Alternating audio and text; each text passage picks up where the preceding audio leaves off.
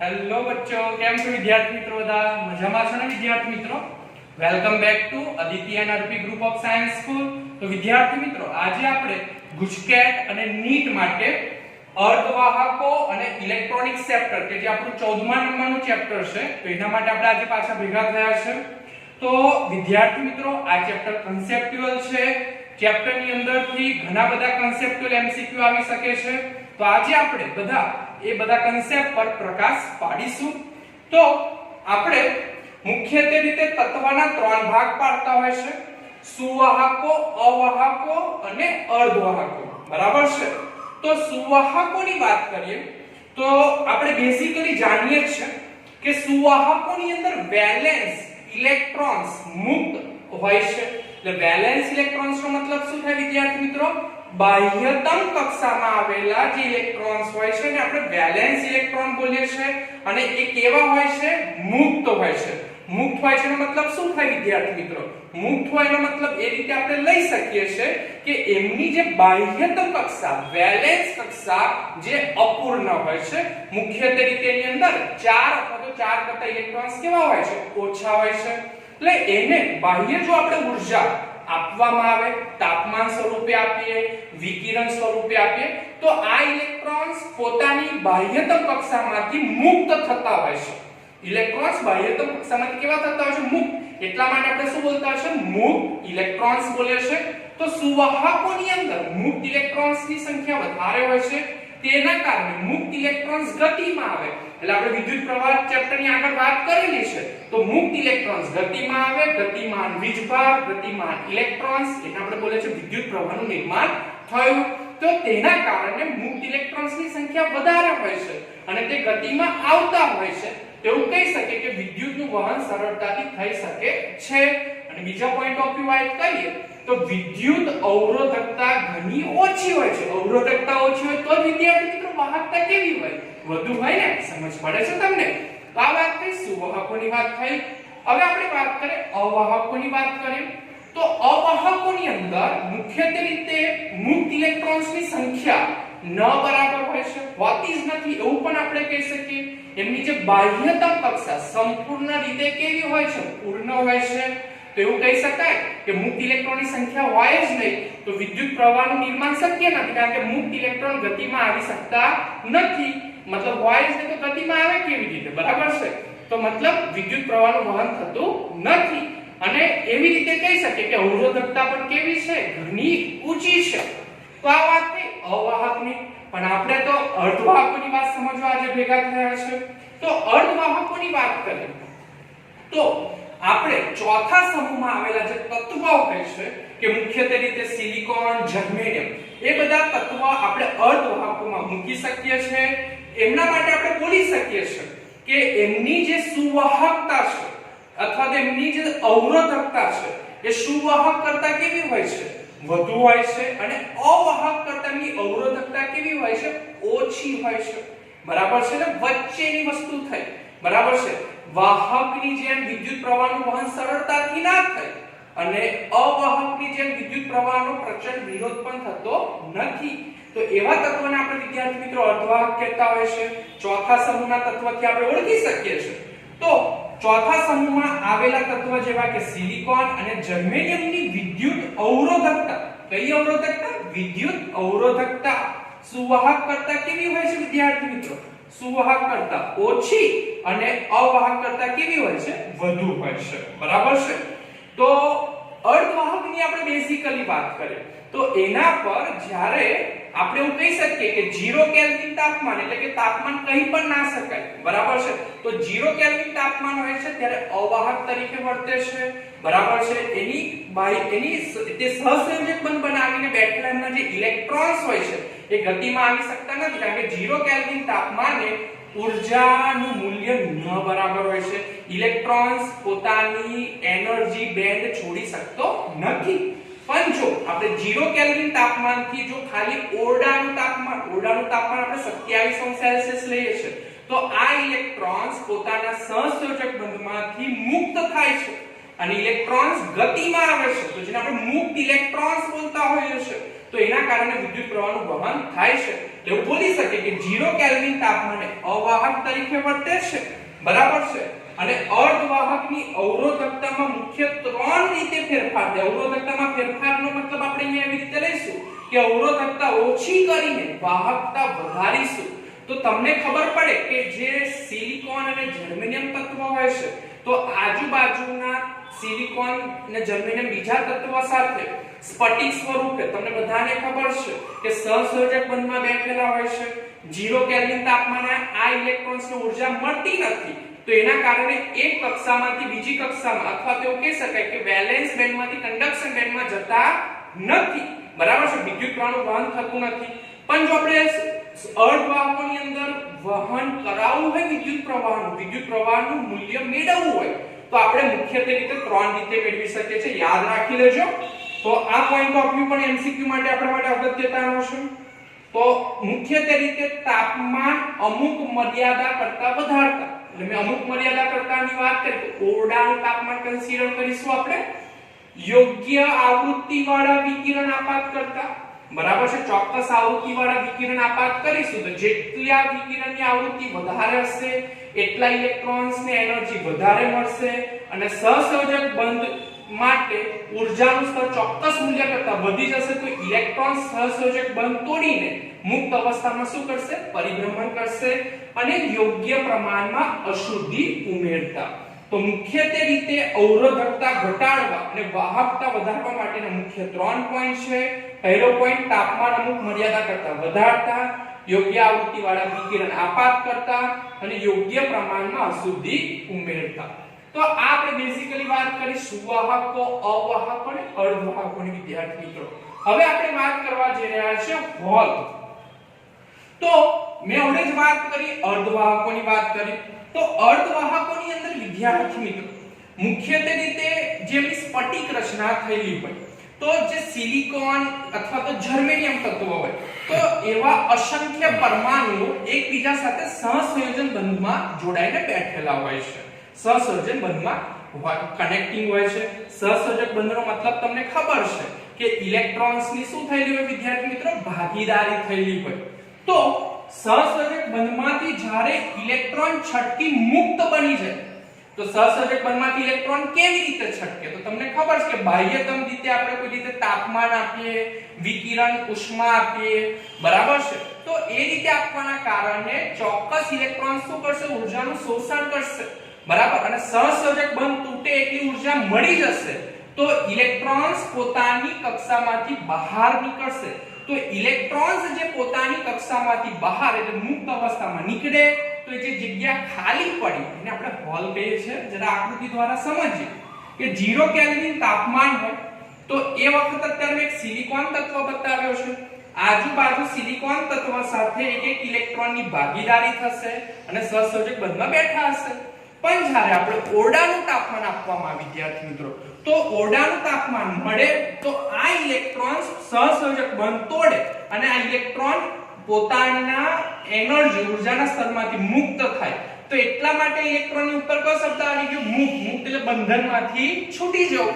તો ઇલેક્ટ્રોન્સ મુક્ત થાય છે અને એ જગ્યા જે ખાલી પડે છે વિદ્યાર્થી મિત્રો, એક જગ્યાને આપણે બોલીએ છીએ હોલ બોલીએ છીએ. સમજ પડે છે ને? તો એને આપણે હોલ કહીશું. અને હોલને આપણે ધન વીજભાર તરીકે ગણતા હોઈએ છીએ, કારણ કે ઇલેક્ટ્રોન એ ઋણ વિદ્યુતભારિત સંજ્ઞા લઈએ છે, તો હોલ એ ધન વિદ્યુતભારિત સંજ્ઞા તરીકે વર્તે છે. તો આ વાત છે વિદ્યાર્થી મિત્રો હોલની વાત થઈ. હવે અર્ધવાહકોની અંદર આપણે મુખ્યત્વે રીતે શુદ્ધ અર્ધવાહકો અને આપણે એક્સેન્ટ્રિક અર્ધવાહકોની વાત કરે છે. તો શુદ્ધ અર્ધવાહકો માટે આપણે મુખ્યત્વે રીતે વાત કરીશું તો જે સિલિકોન અને જર્મેનિયમ જે ચોથા સમૂહના તત્વો છે એને આપણે શુદ્ધ અર્ધવાહકો કહીશું. એમની બાહ્યતમ કક્ષામાં 4 ઇલેક્ટ્રોન હોય છે, વેલેન્સ ઇલેક્ટ્રોનમાં 4 ઇલેક્ટ્રોન્સ હોય છે. અને શુદ્ધ વાહકોની વાત કરીએ તો એની અંદર 10⁷ સિલિકોન તત્વની સામે એક અશુદ્ધિ રહેલી હોય, મતલબ કે એક પરમાણુ અશુદ્ધિ બીજા કોઈ પણ ત્રીજા સમૂહના કે પાંચમા સમૂહના તત્વ આવેલા હોય, મતલબ કે ન બરાબર હોય તેવા તત્વને આપણે શુદ્ધ અર્ધવાહક તરીકે લઈએ છીએ. અને જ્યારે હવે શુદ્ધ અર્ધવાહકોની અંદર તમને બધાને ખબર છે કે વિદ્યુતનું પ્રવાહનું વહન ખૂબ જ ઓછા મૂલ્યનું થાય છે. પણ જ્યારે આપણે વિદ્યુત પ્રવાહનું મૂલ્ય કેવું કરવું હોય, વધારવું હોય, તો આવા શુદ્ધ અર્ધવાહકોની અંદર આપણે અશુદ્ધિ ઉમેરવી પડે. તો જે અશુદ્ધિ ઉમેરવાની વાત થાય છે, બરાબર છે. તો જે અશુદ્ધિ ઉમેરીને આપણે વિદ્યાર્થી મિત્રો બે પ્રકારના અર્ધવાહકોની રચના કરવા જઈ રહ્યા છે. તો પહેલો પ્રકાર ભણી રહ્યા છે n પ્રકારના અર્ધવાહકો. ઇંગ્લિશમાં બોલીશું n ટાઇપ સેમિકન્ડક્ટર. ખૂબ જ યાદ રાખવાનો પોઈન્ટ છે. આ પોઈન્ટમાંથી MCQ આવવાની પણ સંભાવના રહેલી હોય છે. તો શુદ્ધ અર્ધવાહકો કે જે સિલિકોન, જર્મેનિયમ, બરાબર છે. તો શુદ્ધ અર્ધવાહકોમાં પેન્ટાવેલેન્ટ અશુદ્ધિ. કઈ અશુદ્ધિ વિદ્યાર્થી મિત્રો? પેન્ટાવેલેન્ટ. પેન્ટાવેલેન્ટ નો મતલબ શું થાય? એમની બાહ્યતમ કક્ષા, વેલેન્સ કક્ષા પણ બોલી શકીએ છે. તો બાહ્યતમ કક્ષામાં 5 ઇલેક્ટ્રોન આવેલા હોય એને આપણે પેન્ટાવેલેન્ટ બોલીએ છીએ. તો શુદ્ધ અર્ધવાહકોમાં પેન્ટાવેલેન્ટ અશુદ્ધિ કે જે રીતે આપણે ફોસ્ફરસ, એન્ટીમની અશુદ્ધિ ઉમેરીને જે અર્ધવાહક બનાવવામાં આવે છે એને આપણે n પ્રકારના અર્ધવાહકો કહીએ છીએ. ફરી એકવાર, શુદ્ધ અર્ધવાહકો કે જે સિલિકોન, જર્મેનિયમ ની અંદર ખૂબ જ ઓછા મૂલ્યની, હું થોડા શબ્દ એડ કરું છું, ખૂબ જ ઓછા મૂલ્યની અને અલ્પ માત્રામાં પેન્ટાવેલેન્ટ અશુદ્ધિ ઉમેરવામાં આવે. પેન્ટાવેલેન્ટ નો મતલબ શું થાય? ફોસ્ફરસ, એન્ટીમની અશુદ્ધિ શું કરવામાં આવે વિદ્યાર્થી મિત્રો? જે ઉમેરવામાં આવે છે. તો હવે જે અર્ધવાહક બને છે એને આપણે બોલીશું n પ્રકારના અર્ધવાહક બોલીશું. કયા ટાઇપ્સ? n types બોલીશું. ખાસ યાદ રાખજો, તમને MCQ પૂછાય કે n પ્રકારના અર્ધવાહકોમાં ખાલી જગ્યા પ્રકારની અશુદ્ધિ ઉમેરવામાં આવે છે. તો કયા પ્રકારની અશુદ્ધિ? પેન્ટાવેલેન્ટ અશુદ્ધિ, બરાબર છે. ઓકે, હવે n પ્રકારના અર્ધવાહકોની અંદર મેજોરિટી ચાર્જ કેરિયર અને માઇનોરિટી ચાર્જ કેરિયર. તો પહેલા તો મેજોરિટી ચાર્જ કેરિયર તરીકે ઇલેક્ટ્રોન હોય અને માઇનોરિટી ચાર્જ કેરિયર તરીકે કોણ હોય વિદ્યાર્થી મિત્રો? હોલ હોય. પરંતુ આ તો અત્યારે હું બોલી ગયો, પણ પરીક્ષામાં તમે કન્ફ્યુઝ થઈ શકો છો. ટેકનિક તો ઓલરેડી મેં તમને ક્લાસમાં કીધેલી છે, છતાં પણ આપણે ફરીવાર યાદ કરી લઈએ. એક લીટી જે બોલું છું યાદ રાખજો.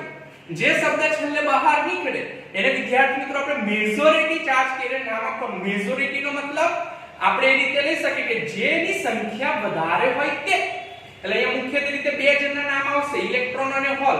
જે નામ છેલ્લે નીકળે એને આપણે મેજોરિટીમાં કન્સિડર કરવાનું. ચાલો જોઈએ આપણે કયા પ્રકારના અર્ધવાહક ભણી રહ્યા છે. n પ્રકાર. n એટલે નેગેટિવ. નેગેટિવ કોણ હોય વિદ્યાર્થી મિત્રો? ઇલેક્ટ્રોન હોય. કયો શબ્દ બહાર નીકળ્યો? ઇલેક્ટ્રોન. તો ઇલેક્ટ્રોન ને આપણે કયો ચાર્જ કેરિયર કહી દેવાનો? મેજોરિટી, બરાબર છે. તો માઇનોરિટી ચાર્જ કેરિયર, બાકીનું જે વધ્યું એ કયું હોય ભાઈ? માઇનોરિટી હોય ને. તો માઇનોરિટી ચાર્જ કેરિયર તરીકે વિદ્યાર્થી મિત્રો આપણે શું કન્સિડર કરીશું? હોલ કન્સિડર કરીશું. તો એનો મતલબ એવો થયો કે મેજોરિટી ચાર્જ કેરિયરમાં આપણે ઇલેક્ટ્રોનની સંખ્યા વધારે, ઇલેક્ટ્રોનને આપણે n કહીએ છે, ઇલેક્ટ્રોનની સંખ્યા અને nh, બરાબર છે.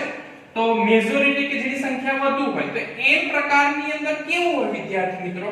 કે ઇલેક્ટ્રોનની સંખ્યા વધુ હોય છે કોના કરતા? હોલ કરતા, બરાબર છે. પણ બેઝિકલી વાત કરીએ તો અર્ધવાહકો વિદ્યુતની દ્રષ્ટિએ કેવા હોય છે? તટસ્થ હોય છે, બરાબર છે. તો આ આપણા n પ્રકારના અર્ધવાહકની વાત થઈ. હવે આપણે વાત કરવા જઈ રહ્યા છે p પ્રકારના અર્ધવાહકો. તો p પ્રકારના અર્ધવાહકો કે શુદ્ધ અર્ધવાહકો સિલિકોન અને જર્મેનિયમ ને શુદ્ધ અર્ધવાહકો તરીકે લઈએ છે. એની અંદર ટ્રાઇવેલેન્ટ અશુદ્ધિ. ટ્રાય એટલે કે જેમની બાહ્યતમ કક્ષામાં 3 ઇલેક્ટ્રોન આવેલા હોય તેમને આપણે ટ્રાઇવેલેન્ટ અશુદ્ધિ કહીએ છીએ. તો ટ્રાઇવેલેન્ટ અશુદ્ધિ ઉમેરવામાં આવે છે તો તેવા પ્રકારના અર્ધવાહકોને આપણે કયા પ્રકારના અર્ધવાહક કન્સિડર કરીએ છીએ? p પ્રકારના અર્ધવાહક કન્સિડર કરીએ છીએ. સમજ પડે છે? ઓકે, તો મેજોરિટી ચાર્જ કેરિયર તરીકે ની અંદર હોલ હોય અને માઇનોરિટી ચાર્જ કેરિયર તરીકે ઇલેક્ટ્રોન. ફરી એકવાર ટેકનિક, જે નામ મોઢામાંથી નીકળે એને મેજોરિટી કહી દેવાનું વિદ્યાર્થી મિત્રો. તો નામ માટે વાત કરીએ આપણે બેઝિકલી તો p. p એટલે પોઝિટિવ. પોઝિટિવ કોણ હોય? ઇલેક્ટ્રોન કે હોલ? તમે કહેશો સર હોલ. નામ છેલ્લે કયું નીકળ્યું? હોલ નીકળ્યું. તો હોલ એ આપણા માટે કયો શબ્દ થશે? Majority charge carrier. બાકીનું જે વધ્યું એ ઇલેક્ટ્રોન. તો અહીંયા તમે દેખી શકો કે હોલની સંખ્યા p પ્રકારના અર્ધવાહકમાં વધુ હોય છે એટલે nh ગ્રેટર ધેન ne. પણ વિદ્યાર્થી મિત્રો p પ્રકારનો અર્ધવાહક પણ વિદ્યુતની દ્રષ્ટિએ કેવો છે? તટસ્થ છે, બરાબર છે. તો આ આપણી વાત થઈ n પ્રકારના અર્ધવાહક અને p પ્રકારના અર્ધવાહક. હવે આપણે આગળ વાત કરીશું સુવાહકની વાત કરીશું. તો ઊર્જાના સ્તર પ્રમાણે આપણે 3 સુવાહકો, અવાહકો અને અર્ધવાહકોની વાત કરીશું. તો બેઝિકલી રીતે આપણે અહીંયા થોડીક વાત કરીશું ઊર્જાના સ્તર કોને કહેવાય. તો આપણે જ્યારે કોઈ પરમાણુ સ્ફટિક સ્વરૂપે ચોક્કસ અવસ્થામાં ગોઠવાયેલા હોય તો એ વખતે આપણે ઊર્જાના સ્તરો એટલે વેલેન્સ બેન્ડ, કન્ડક્શન બેન્ડ એ રીતે કન્સિડર કરતા હોય છે. તો વિદ્યાર્થી મિત્રો હવે આપણે વાત કરીશું ઊર્જાના સ્તરો, એનર્જી બેન્ડની વાત કરીશું. તો અહીંયા આપણે દેખીશું કે સુવાહકોની અંદર કન્ડક્શન બેન્ડ અને વેલેન્સ બેન્ડ, વાસ્તવમાં વેલેન્સ બેન્ડ નીચે હોય એની ઉપર કોઈ બેન્ડ હોય, કન્ડક્શન બેન્ડ હોય, પણ સુવાહકોની અંદર કન્ડક્શન અને વેલેન્સ બેન્ડ એકબીજાની ઉપર શું થયેલા હોય, ઓવરલેપ થયેલા હોય. શું વિદ્યાર્થી મિત્રો થયેલા હોય? ઓવરલેપિંગ. એટલે અહીંયા તમે દેખી શકો છો ઓવરલેપિંગ. તો નોર્મલી 0 કેલ્વિન તાપમાને વેલેન્સ બેન્ડ ની અંદર ઇલેક્ટ્રોન રહેલા હોય, પણ જ્યારે ઊર્જા મળે તો એ ઇલેક્ટ્રોન્સ વેલેન્સ બેન્ડમાંથી ક્યાં જતા રહે વિદ્યાર્થી મિત્રો? કન્ડક્શન બેન્ડમાં જતા રહેતા હોય. પણ અહીંયા તો ઓવરલેપિંગ છે એનો મતલબ શું થાય કે ખૂબ જ સામાન્ય ઊર્જા, ન જેટલી ઊર્જાએ ઇલેક્ટ્રોન્સ આરામથી વેલેન્સ બેન્ડમાંથી ક્યાં જતા રહે? કન્ડક્શન બેન્ડમાં. એટલે એવું કહી શકાય કે સુવાહકની અંદર વિદ્યુત પ્રવાહનું વહન ખૂબ જ સરળતાથી થતું હોય છે. એકબીજાની અંદર શું થતા હોય છે? ઓવરલેપિંગ થતા હોય છે. એના પછી આપણે વાત કરીએ અવાહકોની વાત કરીએ. તો અવાહકોની અંદર વિદ્યાર્થી મિત્રો અહીંયા તમે આકૃતિમાં દેખી શકો છો કે વેલેન્સ બેન્ડ અને કન્ડક્શન બેન્ડ વચ્ચે ખૂબ જ મોટી ગેપ પડે છે. તો આ જે ગેપ છે વિદ્યાર્થી મિત્રો એને આપણે બોલતા હોય છે ફોરબિડન ગેપ. શું બોલતા હોય છે? Forbidden gap. તો અવાહકની અંદર, અવાહક ઇન્સ્યુલેટર એની અંદર વેલેન્સ બેન્ડ અને કન્ડક્શન બેન્ડ વચ્ચે ગેપ ખૂબ જ મોટી પડતી હોય છે. એટલે વેલેન્સ બેન્ડમાં આવેલા ઇલેક્ટ્રોન્સ કન્ડક્શન બેન્ડની અંદર જઈ શકતા નથી.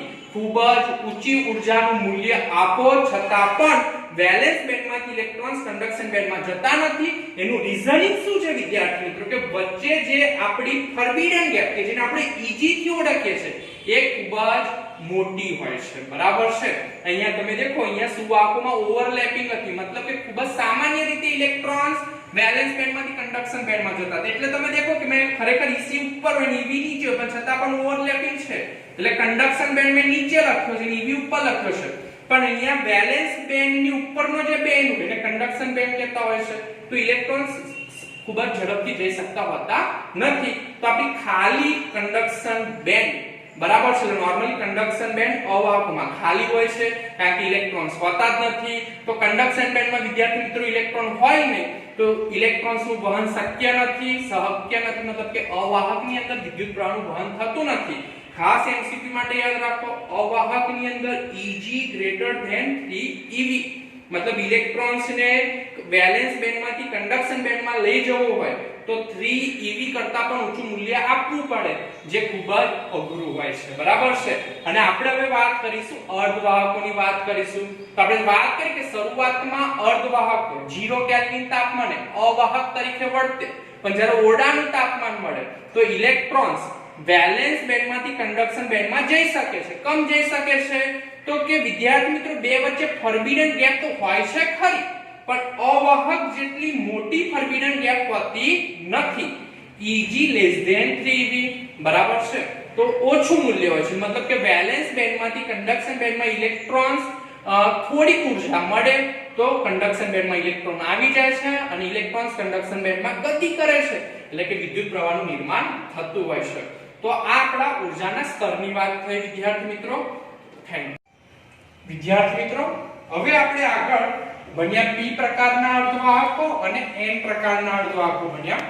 તો આપણે p પ્રકારના અર્ધવાહકો અને n પ્રકારના અર્ધવાહકોના સંયોજન કરીને pn જંકશન ડાયોડ નામના સાધનને બનાવી શકીએ છીએ. તે બનાવવા માટે આપણે બેઝિકલી વાત કરીએ કે એક શુદ્ધ અર્ધવાહક લઈએ. તો એક શુદ્ધ અર્ધવાહક લઈએ તો એની એક સાઈડે p પ્રકારના અર્ધવાહકો અને એક સાઈડે n પ્રકારના અર્ધવાહકોનું ડોપિંગ કરવામાં આવે. ડોપિંગનો મતલબ એ રીતે લઈ શકાય છે કે p પ્રકારની અશુદ્ધિ અને બીજી સાઈડે n પ્રકારની અશુદ્ધિને જે ઉમેરવામાં આવે તો એને ડોપિંગ બોલતા હોય છે. તો એક સાઈડે p પ્રકારના અર્ધવાહકો અને એક સાઈડે n પ્રકારના અર્ધવાહકો ઉમેરવામાં આવે વિદ્યાર્થી મિત્રો, તો આપણે જે સાધનની રચના થાય છે એને pn જંક્શન ડાયોડ બોલીએ. તો તમે કહેશો સર જંક્શન શબ્દ કેમ આવ્યો? તો જે p અને n પ્રકારના અર્ધવાહકોને જે જગ્યા અલગ પડતા હોય, તો જે અલગ પડતી જગ્યા હોય વિદ્યાર્થી મિત્રો એને આપણે જંક્શન થી બોલતા હોય છે. તો p માંથી આપણે જે છેડો બહાર નીકળે એને એનોડ બોલીએ છે અને n માંથી જે છેડો બહાર નીકળે છે વિદ્યાર્થી મિત્રો એને આપણે અહીંયાથી જે ઇલેક્ટ્રોન બહાર કાઢીએ છે એને આપણે બોલીએ છે કેથોડ બોલીએ છે. તો વિદ્યાર્થી મિત્રો જ્યારે pn જંક્શન ડાયોડની જ્યારે રચના થાય છે તો તેની અંદર બેઝિકલી પ્રવાહ બે પ્રકારના પ્રવાહનું નિર્માણ થતું હોય છે.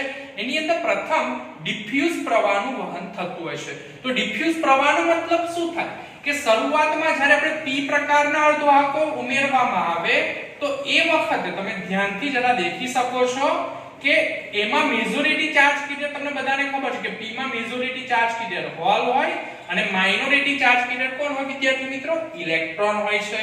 અને n ની અંદર મેજોરિટી ચાર્જ કીધેલ ઇલેક્ટ્રોન કે જેને હું અહીંયા કાળા સ્પોટ તરીકે બતાવી રહ્યો છું અને જે બીજું દેખાય છે એ માઇનોરિટી ચાર્જ કીધેલ તરીકે હોલ હોય છે. તો તમને સૌ જાણો છો કે જે આપડા પોઝિટિવ હોલને આપણે પોઝિટિવ ચાર્જ કીધો તો એ n તરફ ઇલેક્ટ્રોન તરફ આકર્ષાશે.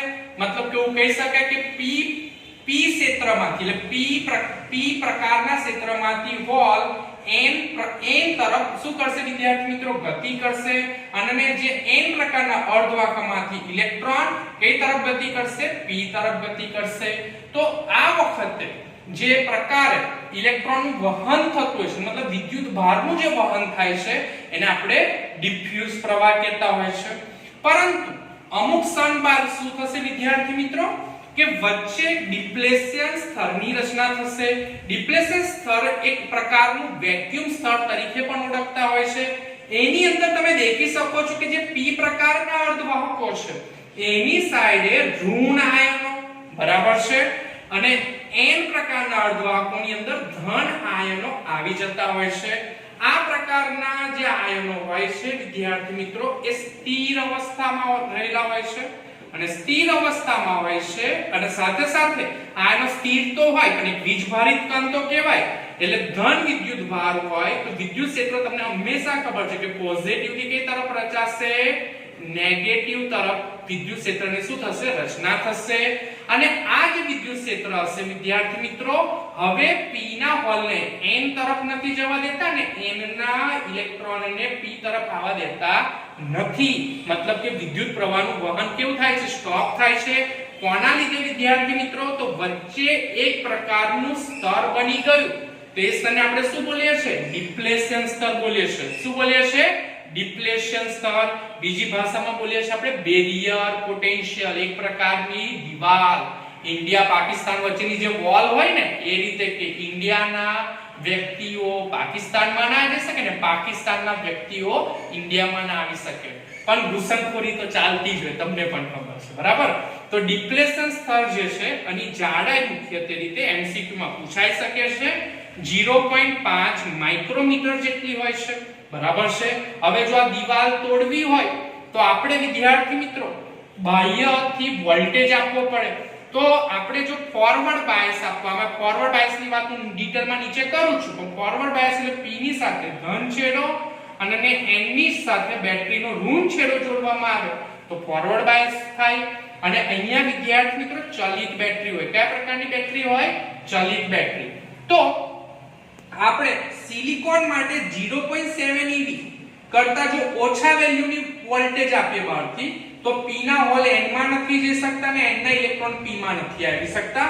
પણ જેવું 0.7 eV જેટલો વોલ્ટેજ આપવામાં આવે તો એ વખતે ડિપ્લેશન સ્તર વચ્ચેથી શું થઈ જશે? તૂટી જશે બરાબર છે. અને હવે મેજોરિટી p ના મેજોરિટી ચાર્જ કરેલા હોલ n માં જશે ને n ના મેજોરિટી ચાર્જ કરેલા ઇલેક્ટ્રોન p માં આવશે એટલે પાછા વિદ્યુતભાર ગતિમાં આવી જશે એટલે વિદ્યુત પ્રવાહનું વહન ચાલુ. અને ખાસ કરીને યાદ રાખજો સિલિકોન માટે 0.7 eV અને જર્મેનિયમ માટે 0.3 eV. તો વિદ્યાર્થી મિત્રો અને આપણે બોલી શકીએ છે ફોરવર્ડ વોલ્ટેજ. શું બોલી શકીએ છે? Forward voltage. યાદ રાખી લઈશું કે આપણે બેરિયર પોટેન્શિયલ તોડવું હોય, ડિપ્લેશન સ્તરને તોડવું હોય તો સિલિકોન માટે 0.7 eV અને જર્મેનિયમ માટે 0.3 eV જેટલું બાહ્ય ફોરવર્ડ વોલ્ટેજ આપવો પડે.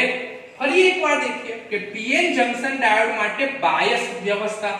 બાયસ એટલે સપ્લાય જોડવા, બેટરીના જોડાણની પદ્ધતિ. બેટરી જોડીએ તો સપ્લાય ચાલુ થશે.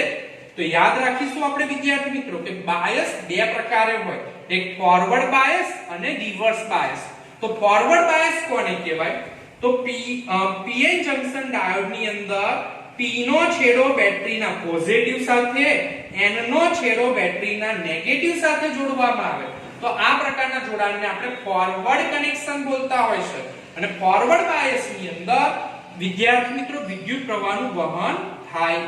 એટલે વિદ્યુત પ્રવાહનું વહન થાય છે.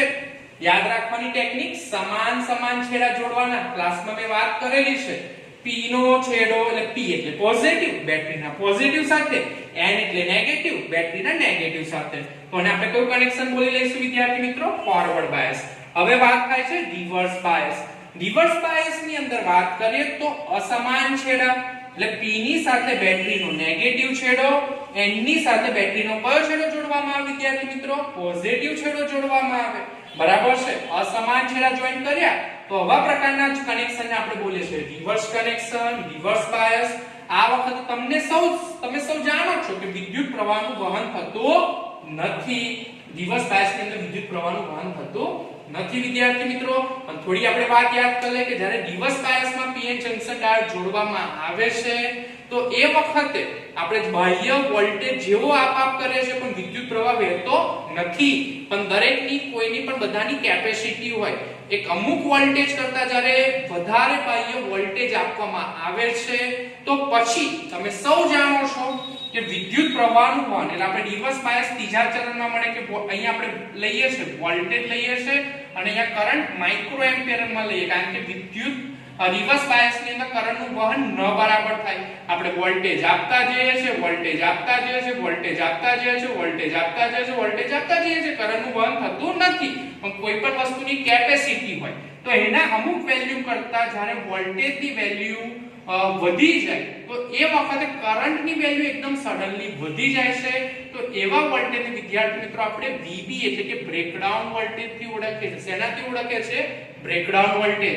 અને જરા ફોરવર્ડ બાયસ ની અંદર પણ વાત કરું. ફોરવર્ડ બાયસ જે છે તેમાં આ ફોરવર્ડ વોલ્ટેજ બરાબર છે અને અહીંયા કરંટ જે આવશે ફોરવર્ડ કરંટ. અહીંયા ફોરવર્ડ કરંટ એ મિલી એમ્પિયર માં હોય છે. તો સિલિકોન માટે વાત કરીએ તો 0.7 વોલ્ટ કરતા ઓછો વોલ્ટેજ આપીએ તો કરંટનું વહન નથી થતું. પણ જેવો 0.7 વોલ્ટેજ આપીએ તે કરંટનું વહન એકદમ સડનલી કેવું થઈ જાય છે વિદ્યાર્થી મિત્રો? વધી જાય છે. સમજ પડે છે? તો જે વોલ્ટેજ છે કરંટનું વહન વધી જાય તો ફોરવર્ડ વોલ્ટેજ માટે આપણે બોલીએ છીએ કટ ઇન વોલ્ટેજ. શું બોલીએ છીએ? Cut in voltage. તો આપણે ફોરવર્ડ બાયસના ગ્રાફની વાત કરીએ. આ ગ્રાફ કયો થયો આપણો? Reverse bias. બરાબર છે? તો આ આપણી વાત થઈ. હવે આપણે વાત આગળ કરવા જઈ રહ્યા છે પીએન જંકશન ડાયોડની સંજ્ઞા. યાદ રાખી લેજો વિદ્યાર્થી મિત્રો. આ ત્રિકોણ જે છે P નો સિમ્બોલ છે ને જે આગળ લીટી છે N નો સિમ્બોલ છે. P માંથી જે છેડો બહાર નીકળે ને આપણે એનોડ કહીએ છીએ અને જે N માંથી જે છેડો બહાર નીકળે વિદ્યાર્થી મિત્રો આપણે શું કહીએ છીએ? કેથોડ કહીએ છીએ. તો આ પીએન જંકશન ડાયોડની શું થઈ ગઈ? સંજ્ઞા. MCQ માં સંજ્ઞાઓ આવી શકે છે. તમે સૌ જાણો છો. તો આપણી પીએન જંકશન ડાયોડની સંજ્ઞાની વાત થઈ. હવે આ પીએન જંકશન ડાયોડનો આપણે ઉપયોગ ક્યાં કરી શકીએ? તો વિદ્યાર્થી મિત્રો પીએન જંકશન ડાયોડનો ઉપયોગ આપણે રેક્ટિફિકેશનમાં કરી શકીએ છીએ. તો પહેલા રેક્ટિફિકેશન અને રેક્ટિફાયરની વ્યાખ્યા જોઈ લઈએ. તો રેક્ટિફિકેશન AC સિગ્નલનું DC સિગ્નલમાં જે રૂપાંતરણ, AC સપ્લાયનું DC સપ્લાયમાં જે રૂપાંતરણ કરવાની જે ક્રિયા હોય એને રેક્ટિફિકેશન કહેવાય. અને જે ઉપકરણની મદદથી કરીએ, જે ઉપકરણની મદદથી AC સાધનનું આપણે DC સાધનમાં રૂપાંતરણ કરીએ છીએ વિદ્યાર્થી મિત્રો, તો એ સાધનને આપણે રેક્ટિફાયર કહીએ છીએ. સમજ પડે છે ને તમને? તો આપણી આ રેક્ટિફાયર ને રેક્ટિફિકેશનની વ્યાખ્યા થઈ ગઈ. તો પીએન જંકશન ડાયોડ નામના સાધનની મદદથી આપણે શું બનાવી શકીએ છીએ? રેક્ટિફાયર નામનું ઉપકરણ બનાવી શકીએ છીએ. તો રેક્ટિફાયર ના મુખ્યત્વે રીતે બે પ્રકાર છે. અર્ધ તરંગ રેક્ટિફાયર. તો અત્યારે મેં અર્ધ તરંગ રેક્ટિફાયરની આકૃતિ બતાવેલી છે. તમને સૌ જાણો છો કે અહીંયા આપણે ઇનપુટમાં અહીંયા એસી સપ્લાય આપીએ છીએ કે જે ઇનપુટ વોલ્ટેજ છે, અને આપણને આઉટપુટની અંદર કયો સપ્લાય મળશે? ડીસી સપ્લાય મળશે. તો આ વચ્ચે જે સાધન જોડેલું છે વિદ્યાર્થી મિત્રો, એ ટ્રાન્સફોર્મર છે. જે ટ્રાન્સફોર્મર હશે એ ઉચ્ચ દબાણ કે 230 વોલ્ટેજનું સમથિંગનેસ 9 to 10 વોલ્ટેજની આસપાસ કરી દેતું હોય છે. તો એ ટ્રાન્સફોર્મર ઉચ્ચ વીજ દબાણમાંથી નિમ્ન વીજ દબાણમાં હોય. આ ટ્રાન્સફોર્મરની સંજ્ઞા થઈ. મેં અહીંયા અત્યારે પીએન જંકશન ડાયોડ જોડી દીધો છે. તો તમે દેખી શકો છો કે હું ફટાફટ એનું વર્ણન કરી રહ્યો છું કે જ્યારે A નો છેડો પોઝિટિવ અને B નો છેડો નેગેટિવ હોય, તો P નો છેડો પોઝિટિવ, B નો છેડો આ ઇનડાયરેક્ટલી નેગેટિવ છે. ફોરવર્ડ બાયસ તો ફોરવર્ડ બાયસમાં કરંટનું વહન થશે, જે અગાઉ વાત કરી. એટલે આપણને અહીંયા આઉટપુટ મળી રહ્યો છે. ઇનપુટ AC છે, આઉટપુટ આપણને અત્યારે મળી રહ્યો છે. કેવું મળે જોઈએ. પણ જ્યારે અર્ધ તરંગ આવે આઉટપુટનું, તો એનો છેડો કયો બનશે વિદ્યાર્થી મિત્રો? નેગેટિવ. B નો છેડો કયો થશે? પોઝિટિવ બનશે. તો એ વખતે અહીંયા રિવર્સ બાયસ જોડાણ થાય. અને તમને અગાઉ વાત કરીએ પ્રમાણે રિવર્સ બાયસની અંદર કરંટનું વહન થાય નહીં, એટલે આપણને કોઈ પણ જાતનું આઉટપુટ મળતું નથી. પાછી સાયકલ રિપીટ થશે. આઉટપુટ A પોઝિટિવ થશે અને B કયો થશે વિદ્યાર્થી મિત્રો? નેગેટિવ થશે. આઉટપુટ આપણને મળશે. તો તમે દેખી શકો છો કે અત્યારે આપણને DC સપ્લાય મળી ગયો, અને આ DC સપ્લાયને આપણે પલ્સેટિંગ DC બોલીશું. એનું રિઝલ્ટ છે કે એની અંદર થોડા કમ્પોનેન્ટ AC ના આવેલા છે, પણ આપણે રેક્ટિફાયર ની મદદથી AC નું DC માં રૂપાંતરણ પલ્સેટિંગ DC નું પ્યોર DC માં રૂપાંતરણ કરી શકીએ છીએ. તો આપણે અર્ધ તરંગ રેક્ટિફાયર ની વાત થઈ. હવે જે વાત થશે એ પૂર્ણ તરંગ રેક્ટિફાયર ની વાત કરી થશે. વિદ્યાર્થી મિત્રો, અર્ધ તરંગની ગેરફાયદો શું છે કે ઇનપુટ આખું છે, પણ એમાં આપણે ઋણ આવર્તન દરમિયાન કશું આઉટપુટ મળતું નથી. પણ જ્યારે આપણે પૂર્ણ તરંગ રેક્ટિફાયર ની વાત કરીએ તો આપણને અહીંયા તમે દેખશો કે આઉટપુટ વોલ્ટેજ પોઝિટિવ સાયકલ દરમિયાન મળે છે અને નેગેટિવ સાયકલ દરમિયાન પણ મળે છે. તો અહીંયા તમે ધ્યાનથી દેખશો કે જ્યારે અહીંયા તમે યાદ રાખજો, પૂર્ણ તરંગ રેક્ટિફાયર ની અંદર જે ટ્રાન્સફોર્મર છે, એ ટ્રાન્સફોર્મર આપણું સેન્ટર ટેપર છે. કયું છે? સેન્ટર. સેકન્ડરી વાઇન્ડિંગ ના સેન્ટર માંથી આપણે ટેપિંગ કાઢેલું છે. વાઇન્ડિંગ ના નામ તો તમને યાદ છે ને ભાઈ? જે ઇનપુટ આપે એને પ્રાઇમરી વાઇન્ડિંગ બોલાય, જ્યાંથી આઉટપુટ લઈએ એને શું બોલાય? સેકન્ડરી વાઇન્ડિંગ કહીએ છે. તો જ્યારે A નો છેડો પોઝિટિવ બનશે, B નો છેડો નેગેટિવ બનશે, તો D1 ફોરવર્ડ બાયસ બને છે, D2 રિવર્સ બાયસ બનશે. તો જે ફોરવર્ડ બાયસ બને તો કરંટ x અહીંયા y એટલે ઉપર આપણે x લખી દઈએ ચોપડી મુજબ, અને y તો કરંટ x થી y તરફ જશે. A D1 ફટાફટ આપણે બોલીએ છે A D1 x y c અને A બરાબર છે. પણ જ્યારે અર્ધ તરંગ આવશે તો એ કયો બને છે? નેગેટિવ બને છે, અને B પોઝિટિવ બને છે. તો છતાં પણ કરંટ આપણો D2 ફોરવર્ડ બાયસ બનશે, એટલે કરંટ કેટલો રહેશે? B x y c અને B. પણ વિદ્યાર્થી મિત્રો, તમે ધ્યાનથી દેખ્યું કે જ્યારે D1 ફોરવર્ડ બાયસ થતો તો પણ કરંટ x થી y તરફ ગયો, અને D2 ફોરવર્ડ બાયસ થયો તો પણ કરંટ x થી k તરફ આવ્યો છે. y મતલબ કે દિશા ચેન્જ થતી નથી. તો દિશા ચેન્જ ન થાય, બરાબર છે, તો આઉટપુટ આપણું ઉપર જ કહેવાય. તો આવી રીતે સાયકલ રિપીટ થશે અને આપણને આ રીતે જે પ્રકારનું રેક્ટિફિકેશન મળે છે. તો તમે દેખી શકો કે ઇનપુટ AC સપ્લાય છે, આઉટપુટ આપણને DC મળી ગયો. ફરીથી વાત કરું કે આ પલ્સેટિંગ DC છે. રેક્ટિફાયર ફિલ્ટર સર્કિટની મદદથી આપણે પલ્સેટિંગ DC નું પ્યોર DC માં રૂપાંતર કરી શકીએ છીએ. MCQ આવી શકે છે. ફિલ્ટર પરિપથની મદદથી પલ્સેટિંગ DC અશુદ્ધ DC નું પ્યોર DC માં રૂપાંતરણ થાય છે. એ વાત પછી આપણી. હવે આપણે અલગ અલગ પ્રકારના ડાયોડના પ્રકારોની સંજ્ઞા, ખૂબ જ એમપી પોઈન્ટ આવી રહ્યો છે. આ સંજ્ઞા MCQ માં આવી શકે છે. સંજ્ઞાનો સિમ્બોલ બતાવી દેશે અને કહેશે કે નીચેની જે આ સંજ્ઞા કયા પ્રકારની સંજ્ઞા છે એ પૂછાઈ શકે. પહેલી આવે છે પીએન જંકશન ડાયોડ. ધ્યાનથી ની સંજ્ઞા દેખી લો તમે. ત્રિકોણ, આગળ લીટી, એક છેડો એનોડ, એક છેડો કેથોડ. ઝેનર ડાયોડ, તો વિદ્યાર્થી મિત્રો જે આપણો N છે તે આપણે Z પાડેલો છે. ઝેનર ના સ્પેલિંગ નો પહેલો લેટર Z, બરાબર છે. પછી આની અંદર હું વાત કરું તો પરીક્ષામાં પૂછાય છે કે ઝેનર ડાયોડને આપણે કયા પ્રકારનો બાયસ આપીએ છીએ, તો રિવર્સ બાયસ આપવામાં આવે છે. તો બાયસ આપવામાં આવે છે, યાદ કરો, રિવર્સ બાયસ. ત્રીજા વાત કરીએ ફોટોડાયોડ. વિદ્યાર્થી મિત્રો, ફોટોડાયોડમાં આપણે બહારથી પ્રકાશ આપવાનો હોય છે અને એ પણ એને રિવર્સ બાયસમાં જોડેલો છે. તો પ્રકાશની જરા સંજ્ઞા યાદ રાખો, જો પ્રકાશ અંદર પડતો હોય તો આ સંજ્ઞા છે ફોટોડાયોડની, રિવર્સ બાયસ આપવામાં આવે છે. આ ફોટોડાયોડની વાત થઈ. ચાલો એના પછી આપણે વાત કરીએ LED. તો LED તો પ્રકાશ આપે ને ભાઈઓ, તો એરો કઈ તરફ નીકળશે, બહારની તરફ.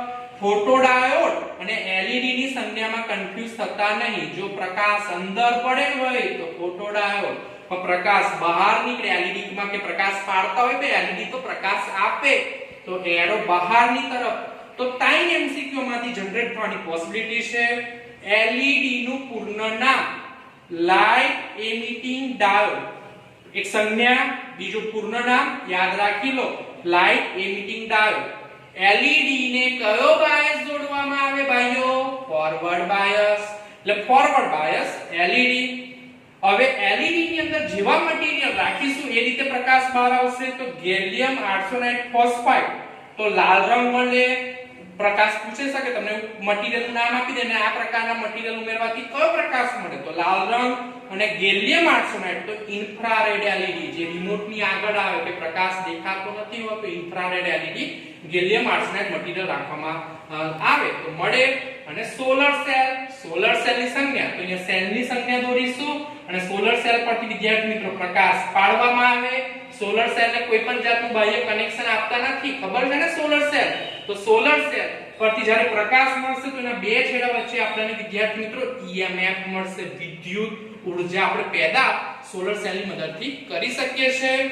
તો આ જે ઝેનર ડાયોડ છે વિદ્યાર્થી મિત્રો એ ક્યાં વપરાય છે, વોલ્ટેજ રેગ્યુલેટિંગ તરીકે વપરાય છે, યાદ રાખી લેશું. ફોટોડાયોડ સિક્યુરિટી પર્પઝ વપરાય છે. LED પ્રકાશ માટે વપરાય છે. ઇલેક્ટ્રોનિક્સ પરિપથમાં વપરાય છે. પરિપથ ઓન છે કે ઓફ છે ને ઇન્ડિકેશન માટે વપરાય છે. LED નું આયુષ્ય લાંબુ હોય છે અને સોલર સેલની મદદથી આપણે વિદ્યુત ઊર્જા પેદા કરી શકીએ છીએ. સંજ્ઞા ખૂબ જ આઈએમપી છે, યાદ રાખી લેજો વિદ્યાર્થી મિત્રો. બરાબર છે વિદ્યાર્થી મિત્રો? હવે આપણે દેખવા જઈ રહ્યા છે લોજિક ગેટના પ્રકારો. તો લોજિક ગેટના પ્રકારો બનતા પહેલા આપણે બે સિગ્નલની વાત કરી લઈએ, એનાલોગ સિગ્નલ અને ડિજિટલ સિગ્નલ.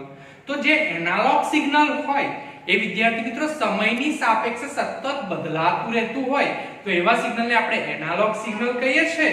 અને બીજું સિગ્નલ આવે છે જે ડિજિટલ સિગ્નલ હોય છે, એની અંદર સમયની સાપેક્ષે મૂલ્ય બદલાતું હોતું નથી. એની અંદર ફક્ત બે જ કિંમત મળે, કાં તો 0 એટલે આપણે એને ઓફ કન્ડિશન પણ બોલીએ અને એક બીજી વેલ્યુ મળે 1 કે જેને આપણે હાયર લઈએ તો એને આપણે ઓન કન્ડિશન બોલતા હોઈએ છે. તો આપણે ડિજિટલ સિગ્નલની અંદર આજે લોજિક ગેટની વાત કરવા જઈ રહ્યા છે. તો ડિજિટલ સિગ્નલ બે પ્રકારના હોય, નેગેટિવ લોજિક અને પોઝિટિવ લોજિક. તો નેગેટિવ લોજિક એટલે કે જેની અંદર આપણે 0 ને ઓન તરીકે લઈએ અને 1 ને બરાબર છે ઓફ તરીકે લઈએ એને નેગેટિવ એપ્રોચ કહેવાય. અને પોઝિટિવ એપ્રોચમાં તો 0 એટલે આપણે ઓફ બોલતા હોય, બરાબર ને, અને 1 એટલે કે જેને આપણે ઓન બોલતા હોઈએ છે. તો આ મુખ્યત્વે રીતે વાત થઈ નેગેટિવ લોજિક અને પોઝિટિવ લોજિક. તો આપણે જે લોજિક ગેટનો પ્રકારો ભણીશું તો આપણે અહીંયા પોઝિટિવ લોજિકના એપ્રોચથી ભણવાના છે. તો હવે મુખ્ય વાત પર આવી છે લોજિક ગેટના પ્રકારો. તો લોજિક ગેટના મુખ્યત્વે રીતે બે પ્રકારો પડે, પ્રાઇમરી ગેટ્સ અને ગૌણ ગેટ્સ. ટોટલ લોજિક ગેટ 5 પ્રકારના છે, MCQ ની અંદર પૂછાતું હોય છે. પ્રાઇમરી ગેટ્સ કેટલા હોય, તો પ્રાઇમરી ગેટ્સ મુખ્યત્વે રીતે 3 હોય, એન્ડ ગેટ, ઓર ગેટ અને નોટ ગેટ. બરાબર છે. બીજો પ્રકાર પડે ગૌણ ગેટ્સ. તો આપણે ઓર અને એન્ડ નું કોમ્બિનેશન કરી દઈએ તો NAND ગેટ મળે અને આપણે વિદ્યાર્થી મિત્રો ઓર અને નોટ નું કોમ્બિનેશન કરીએ તો NOR ગેટ મળે. તો ગૌણ ગેટ્સ તરીકે કોણ હોય છે, NOR ગેટ અને NAND ગેટ્સ. બરાબર છે. તો આ ગેટ્સના પ્રકારો થઈ ગયા. તો આપણે દરેક ગેટના બેઝિકલી આપણે ડિટેલમાં અભ્યાસ કરીએ તો દરેક ગેટની મુખ્યત્વે રીતે આપણે 3 વસ્તુ દેખીશું, બુલિયન એક્સપ્રેશન, સંજ્ઞા અને ટ્રુથ ટેબલ. બરાબર છે. તો વિદ્યાર્થી મિત્રો એન્ડ ગેટ એનું બુલિયન સમીકરણ y a and b. હવે a ડોટ b બોલતા છે, આપણે બેઝિકલી ગુણાકારનો સંબંધ રિપ્રેઝન્ટ કરે છે, બોલાય કે તે a and b, પણ આપણે નોર્મલી એવું બોલી દેતા હોય છે a into b. એટલે તમારે યાદ રાખવાની ટેકનિક કહી દો, એન્ડ ગેટ જે હોય છે એ ગુણાકારના સંબંધ પર કામ કરે. કયો સંબંધ કામ કરે? ગુણાકારનો સંબંધ. તો વિદ્યાર્થી મિત્રો આ એનું બુલિયન સમીકરણ થઈ ગયું y a into b. હવે સંજ્ઞાની વાત કરીએ તો તમે ધ્યાનથી દેખી શકો છો, આ એન્ડ ગેટની સંજ્ઞા છે, એમસીક્યુ માં પૂછાઈ શકે છે. તો આપણે એન્ડ ગેટની અંદર ઇનપુટ 2 આપીશું. વિદ્યાર્થી મિત્રો ઇનપુટ 3 પણ અપાય. તો જે આઉટપુટ હોય છે 2n મુજબ મળે કે જો આપણે ઇનપુટ ની અંદર 2 આપેલા હોય તો n ની વેલ્યુ 2 લખીશું તો આઉટપુટ આપણને 4 મળે. જો આપણે અહીંયા ઇનપુટ 3 આપેલા હોય a b અને જો ત્રીજો 3 c આપી દો તો આપણને આઉટપુટ 2 એટલે આઉટપુટની સંખ્યા કેટલી મળશે? 8 મળશે. પણ અહીંયા આપણે જે કન્સિડરેશન કરવાના છે એ ઇનપુટ 2 આપીશું અને એના પ્રમાણે આપણને આઉટપુટ કેટલા મળવાના છે? 4. તો એનું આઉટપુટ આપણને મળશે a b પ્રમાણે. તો આના પરથી આપણે ટ્રુથ ટેબલ લખીશું. તો અહીંયા ટોટલ 4 આઉટપુટ મળે છે.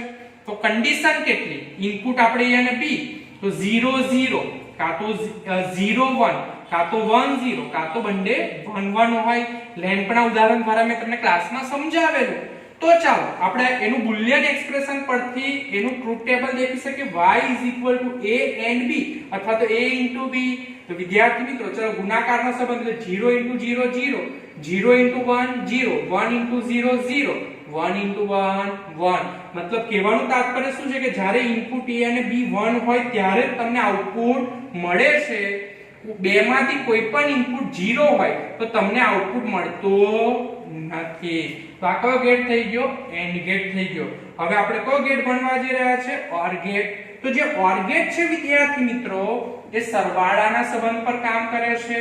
તો સરવાળાના સંબંધ પર કામ કરે તો પહેલા આપણે દેખીએ એનું બુલિયન સમીકરણ y a or b. બરાબર છે? એવું બોલાય a or b, પણ આપણે શું બોલ દેતા હોય છે? y a b. બરાબર છે?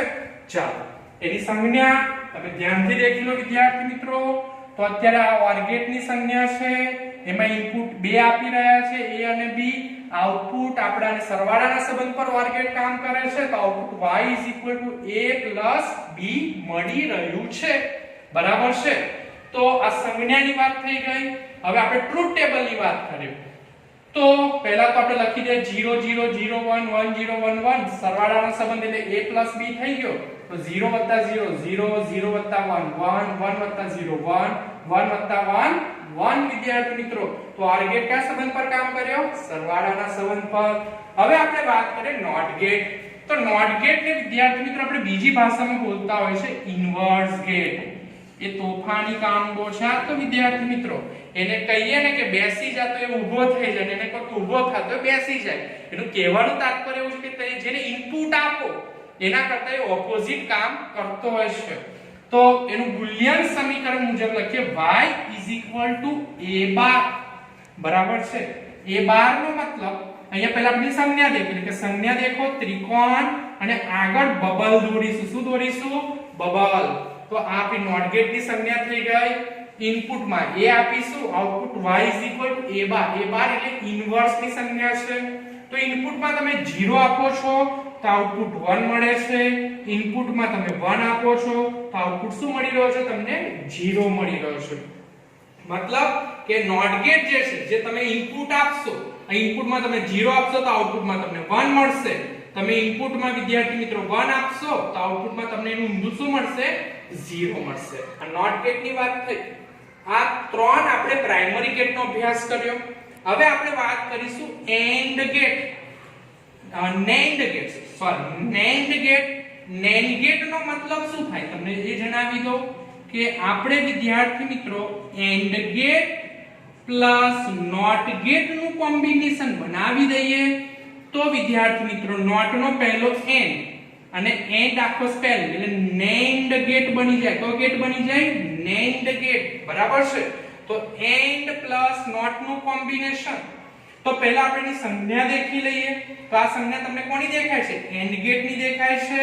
અને એન્ડ ગેટ નું જે આઉટપુટ આવતું હોય કે જે a b, તમે આગળ કોને આપી દો? નોટ ગેટ ને આપી દો. તો આ ઇનપુટ જે તમને આઉટપુટ મળે છે એનું ઇન્વર્સ થઈ જશે. એટલે y a b બાર. બરાબર છે? આ તો આપણું શું થઈ ગયું ભાઈ? Boolean expression y a b બાર. બરાબર છે? આ આપણો કયો ગેટ હતો? એન્ડ ગેટ હતો. અને આ કયો ગેટ આપણો વિદ્યાર્થી મિત્રો? Not gate. તો આ કોમ્બિનેશન ની જ્યારે સંજ્ઞા દોરે ને એન્ડ ગેટ ની, તો આપણે અહીંયા એન્ડ ગેટ ની સંજ્ઞા દોરે, પણ આગળ જો બબલ મૂકી દેવામાં, શું મૂકી દેવામાં? બબલ. તો ધ્યાનથી સંજ્ઞા જોઈ લો ભાઈઓ. આ સંજ્ઞા છે NAND ગેટ ની સંજ્ઞા છે. એટલે ઇનપુટ a અને b આપીએ તો આઉટપુટ y a b બાર મળતું હોય છે. ઓકે, ચાલો એનું ટ્રુથ ટેબલ ની વાત કરીએ. તો a b તો મુખ્યત્વે રીતે ઇનપુટમાં 0 0 0 1 1 0 1 1. બરાબર છે? તો સર્વપ્રથમ AND ગેટ નું આઉટપુટ y1 a b થાય. તો આપણે y1 a b તો 0 0 0 0 1 0 1 0 0 1 1 1. પણ એનું ઇન્વર્સ આપણું બુલિયન એક્સપ્રેશન ભાઈઓ. તો 0 નું ઉલટું 1, 0 નું ઉલટું 1, 0 નું ઉલટું 1, 1 નું ઉલટું 0. કારણ કે આપણે આગળ શું કનેક્ટ કરી દીધો? Not gate. બરાબર છે? તો આ ટ્રુથ ટેબલ થઈ ગયું વિદ્યાર્થી મિત્રો. હવે આપણે વાત કરવા જઈ રહ્યા છે નોર ગેટ ની વાત કરીશું. તો નોર ગેટ જે છે એ વિદ્યાર્થી મિત્રો OR ગેટ અને નોટ ગેટ નું સંયોજન છે. તો નોટ ગેટ નો પહેલો n લઈ લઈએ અને OR આખો સ્પેલિંગ લે તો આપણો કયો ગેટ બની જાય? નોર ગેટ. તો એની પહેલા સંજ્ઞાની આપણે મુખ્યત્વે રીતે વાત કરીએ. તો પહેલા તો આપણો વિદ્યાર્થી મિત્રો નોર ગેટ થઈ ગયો. એ સરવાળાના સંબંધ પર કામ કરે એટલે y a b. આનું આ જે ઇનપુટ છે એ નોટ ગેટ ને મળે તો y a b બાર. અને અહીંયા હું સંજ્ઞા અત્યારે દોરી રહ્યો છું. આ સંજ્ઞા થઈ ગઈ OR ગેટ. અને આગળ જો બબલ મૂકી દો વિદ્યાર્થી મિત્રો, બબલ. બરાબર છે? તો આપણો આ કયો ગેટ બની ગયો? નોર ગેટ. કયો ગેટ? નોર ગેટ. અને Boolean expression y a b bar. Boolean expression. ચલો ટ્રુથ ટેબલ देखिए. તો a b 0 0 0 1 1 0 1 1. પહેલા આપણે આપણું અહીંયા જરા લખવામાં મારી ઉપર મિસ્ટેક થઈ ગઈ. આપણો OR ગેટ અને OR ગેટ વત્તા નોટ ગેટ. તો આપણો નોર ગેટ બને. ઓકે, તો નું આઉટપુટ શું મળે છે? a b. તો a b તો 0 0 0 0 1 1 1 0 1 1 1 1. પણ આપણે તો ઇન્વર્સ થાય છે ને ભાઈઓ, કારણ કે આગળ શું કનેક્ટ કરેલું છે? Not gate. તો બધું ઊંધું. તો 0 નું ઊંધું 1, 1 નું ઊંધું 0, 1 નું ઊંધું 0, 1 નું ઊંધું 0. તો આપણી આ વાત થઈ ટ્રુથ ટેબલ. બરાબર છે વિદ્યાર્થી મિત્રો? હવે વિદ્યાર્થી મિત્રો આપણે દેખીશું કે ગેટના લગતી જે MCQ આવે તો એને ઉકેલવા માટે ઝડપી શોર્ટકટો મેથડ ઉપર થોડી ડિસ્કસ કરી લઈએ. તો થોડાક રૂલ્સ છે. મેથ્સ વાળાને તો રૂલ્સ યાદ હશે જ, પણ આપણે બાયોલોજી ગ્રુપ વાળા રૂલ્સ થોડા યાદ રાખી લઈશું. તો a ડબલ બાર હોય તો 12 નો 12 કેન્સલ થાય તો ફક્ત a લખાય વિદ્યાર્થી મિત્રો. પછી સ્વયંઘાતી નિયમ મુજબ a * a. એટલે આપણે તો ખરેખર અહીંયા બોલાય a and a અથવા તો a plus b ની જગ્યાએ બોલાય a or b. તો એની જગ્યાએ લખી શકાય છે a લખી શકાય છે. અને સ્વયંઘાતી નિયમ બોલાય છે શોષણના નિયમ મુજબ a into બ્રેકેટમાં a plus b લખીએ તો વિદ્યાર્થી મિત્રો આની જગ્યાએ આપણે ફક્ત a લખી શકીએ છીએ, અથવા તો into ની જગ્યાએ પ્લસ હોય એટલે a plus બ્રેકેટમાં a into b હોય તો આપણે શું લખી શકીએ છીએ વિદ્યાર્થી મિત્રો? a લખી શકીએ છીએ. અને જૂથનો નિયમ a into બ્રેકેટમાં a into b હોય તો આપણે અહીંયા a into b આ ગેટ્સ પ્રમાણે લખી શકાય છે. તો આ નિયમો થોડા યાદ રાખી લઈશું. હવે આગળ વાત કરીએ કે NAND ગેટ્સ ની મદદથી મૂળભૂત લોજિક ગેટ્સ, એટલે મૂળભૂત લોજિક ગેટ, પ્રાઇમરી ગેટ મુખ્ય 3 છે. એટલે આપણે દેખીશું કે આપણે ફક્ત ને ફક્ત અહીંયા NAND ગેટનો જ ઉપયોગ કરવાના છે. કયા ગેટનો ઉપયોગ કરશે? NAND. અને મૂળભૂત 3 ગેટો બનાવવાના છે. તો પહેલા આપણે દેખીએ અને બોલી શકાય છે NAND gate is a universal gate. એટલે NAND ગેટની મદદથી આપણે બધા ગેટો ઉપજાવી શકીએ છીએ. તો અહીંયા NAND ગેટની મદદથી NOT ગેટ કેવી રીતે મેળવાય? તો વિદ્યાર્થી મિત્રો તમે સંજ્ઞામાં દેખી રહ્યા છો NOT ગેટ. પણ નોટ ગેટના જે ઇનપુટના છેડા શોર્ટ કરી દેવામાં આવે. આ શોર્ટ કરી દીધા કહેવાય. તો આપણાને વિદ્યાર્થી મિત્રો આ આપણો NAND ગેટ જે છે એ નોટ ગેટ તરીકે વર્તે છે. કયા ગેટ તરીકે વર્તે છે? નોટ ગેટ તરીકે.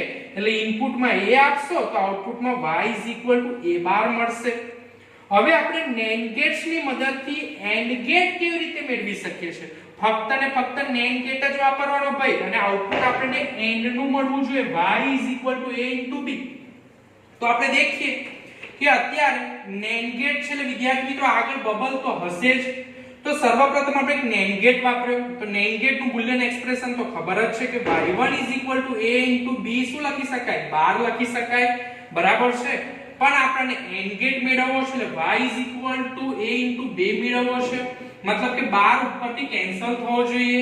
તો 12 કેન્સલ એટલે ઇન્વર્સ થવું જોઈએ.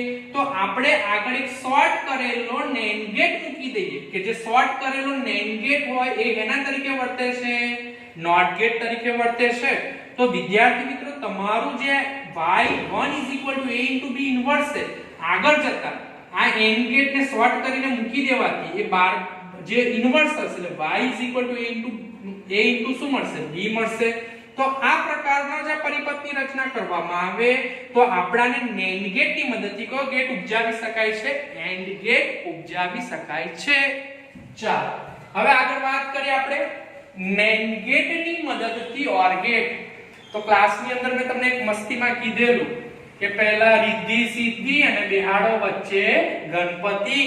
તો તમે દેખો કે ઇનપુટમાં a આવશે.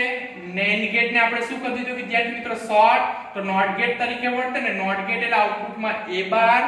આપણું આ b જે છે NAND ગેટ ને શોર્ટ કરી દીધો તો આઉટપુટમાં મળે છે b બાર મળે છે. અને આ બંનેના ઇનપુટને જ્યારે જોડી દેવામાં આવે NAND ગેટ સાથે તો આપણને મળી જ શું જશે વિદ્યાર્થી મિત્રો?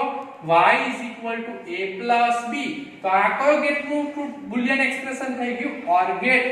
તો યાદ રાખવાની ટેકનિક અહીંયા મેં લખી છે કે જો એક NAND ગેટને શોર્ટ કરવામાં આવે તો નોટ ગેટ. બે NAND ગેટનો ઉપયોગ કરીને આપણે કયો ગેટ બનાવી શકીએ છીએ? AND gate. ત્રણ NAND ગેટનો ઉપયોગ કરીને આપણે બનાવી શકીએ છીએ OR ગેટ. તો વિદ્યાર્થી મિત્રો આ NAND ગેટની વાત થઈ. આવી રીતે આપણે NOR ગેટની મદદથી પણ મૂળભૂત લોજિક ટેબલ્સ, મૂળભૂત લોજિક ગેટ્સ ઉપજાવી શકીએ છીએ. તો NOR gate is a universal gate. How to say that? ચાલો જોઈ લઈએ. તો NOR gate ને જે શોર્ટ કરી દેવામાં આવે જે તે NAND gate ને શોર્ટ કરીને આપણે નોટ બનાવી શકીએ એટલે NOR gate ને પણ શું કરી દેવામાં આવે? શોર્ટ કરી દેવામાં આવે. તો વિદ્યાર્થી મિત્રો આપણને અહીંયા નોટ ગેટ મળી જશે. એટલે જો ઇનપુટમાં a આપશો તો આઉટપુટમાં a બાર મળી જાય છે. હવે આપણે વાત કરીએ NOR gate ની મદદથી OR gate. તો તમે દેખી શકો છો કે NOR ગેટ છે ઇનપુટમાં a અને b છે. આનું આઉટપુટ y1 a b બાર મળે છે. આનું ઇનપુટ આપણે વિદ્યાર્થી મિત્રો શોર્ટ કરેલા NOR ગેટ ને આપી દઈએ એટલે એના તરીકે વર્તે છે નોટ ગેટ તરીકે. મતલબ કે ઇન્વર્સ થઈ જશે એટલે y શું મળે છે? a b. અને NOR ગેટ ની મદદથી આપણે કયો ગેટ બનાવવો હોય? AND gate. તો રિદ્ધિ સિદ્ધિ બેહાડો ગણપતિ. તો બે શોર્ટ કરેલા આપડા કયા થઈ ગયા? NOR gate. a નું a બાર b નું b બાર. બંનેના ઇનપુટ આગળના બીજા NOR ગેટ ને આપી દો તો y a b થઈ જશે. યાદ રાખવાની ટેકનિક શું છે વિદ્યાર્થી મિત્રો? NOR ગેટ ની મદદથી આપણે મૂળભૂત ગેટ બનાવવા હોય તો જો એક NOR ગેટ હોય એને શોર્ટ કરી દઈએ તો નોટ ગેટ બને. બે NOR ગેટ નો ઉપયોગ કરીને આપણે OR બની શકે અને ત્રણ NOR ગેટ નો ઉપયોગ કરીને AND. તો અહીંયા તફાવત તમે દેખો કે એક નંબરમાં તો નોટ ગેટ છે પણ અહીંયા ક્રમ NAND ગેટ અને OR ગેટ ના બદલાઈ જાય છે. બે NAND ગેટ વાપરો તો AND ગેટ બને. જ્યારે અહીંયા બે NOR ગેટ વાપરો તો કયો ગેટ બને? OR ગેટ બને. અહીંયા ત્રણ NAND ગેટ વાપરો તો OR ગેટ બને. અહીંયા ત્રણ NOR ગેટ વાપરો તો AND બને. મતલબ કે આના ક્રમ ઉલટા સુલટી થઈ જાય છે NOR ગેટ અને AND ગેટ માટે. યાદ રહેશે ને તમને? તો આ રીતે વિદ્યાર્થી મિત્રો આપણું આજે ચેપ્ટર નંબર 14 સેમિકન્ડક્ટર અને ઇલેક્ટ્રોનિક્સ પરિપથનું ચેપ્ટરનું મેં ક્વિક રિવિઝન ગુજસેટ અને નીટ માટે પૂર્ણ કરું છું. આશા રાખું છું કે તમને આના પરથી ઘણી બધી માહિતી મળશે. તો વિદ્યાર્થી મિત્રો વાંચતા રહેજો અને પ્રિપરેશન કરતા રહેજો. તો આજનો મારો વિડિયો લેક્ચર પૂરો થાય છે. જય હિન્દ, નમસ્કાર, જય ભારત. Thank you.